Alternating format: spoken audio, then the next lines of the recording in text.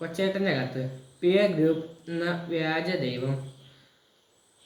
പ്രിയ diesel കൂട്ടുകാരെ, ആലുവയിൽ അയൽപക്കത്തുള്ള തൻ്റെ കൂട്ടുകാരിയുടെ വീട്ടിൽ നിന്ന് പുസ്തകം വാങ്ങാനാണ് 12 വയസ്സുകാരിയായ ആ മകൾ അമ്മയുടെ ഫോണും വാങ്ങി രാത്രി 8:30 കഴിഞ്ഞപ്പോൾ ഒറ്റയ്ക്ക് വീടിന് പുറത്തിറങ്ങിയത്.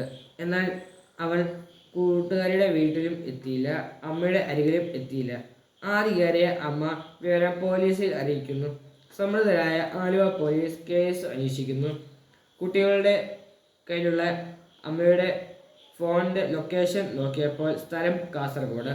ഒറ്റയ്ക്ക് കുട്ടി ആ സമയം കൊണ്ട് കാസർഗോഡ് എത്തില്ല എന്നറിയാവുന്ന പോലീസ് അമ്മയോട് പറഞ്ഞു കൊച്ചിന് ഇൻസ്റ്റഗ്രാം അക്കൗണ്ട് ഉണ്ട്. 12 വയസ്സുകാരുടെ ഇൻസ്റ്റഗ്രാം അക്കൗണ്ട് പരിശോധിച്ച പോലീസ് ഞെട്ടി. ചെറായി ബീച്ചിൽ ഐസ്ക്രീം കച്ചവടം നടത്തുന്ന 26 വയസ്സുള്ള കൊല്ലംകാരനുമായി 12 വയസ്സുകാരിയുടെ ചാറ്റിംഗ് കണ്ട പോലീസ് പോലും അന്തം വിട്ടു. ജാഗ്രതയോടെ കുട്ടിയെ കണ്ടെത്താൻ ആലുവ പോലീസ് സ്വന്തം വാഹനത്തിൽ യാത്ര ആരംഭിച്ചു.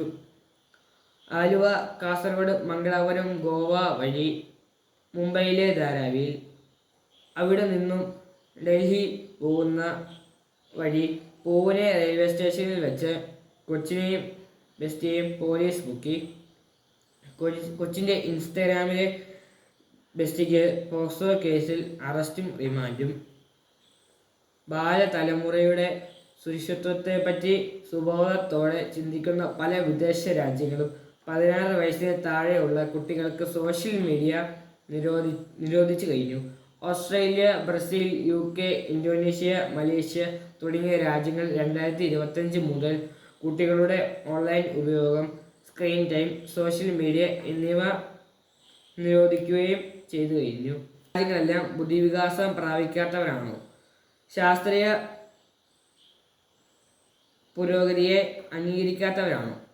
അല്ല.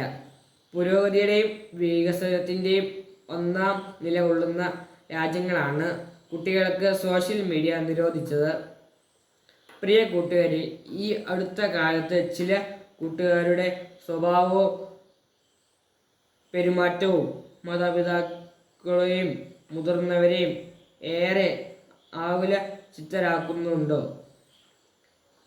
ആരാണ് എൻ്റെ യഥാർത്ഥ കൂട്ടുകാരൻ എന്ന സത്യം വീട്ടിൽ പറയാത്ത കുട്ടികളുടെ എണ്ണം കൂടുകയാണ്. പല കുട്ടികളും അവരുടെ പെരുമാറ്റത്തെയും ശീലങ്ങളെയും തീരുമാനങ്ങളും സ്വാധീനിക്കുന്നത് അവരുടെ മാതാപിതാക്കളല്ല, മതബോധനം പഠിപ്പിക്കുന്ന ധാർമ്മികരല്ല, പകരം അവരുടെ പിയർ ഗ്രൂപ്പാണ്. സമപ്രായക്കാരായ കുട്ടികളാണ് പല കുട്ടികളുടെയും ദൈവങ്ങൾ.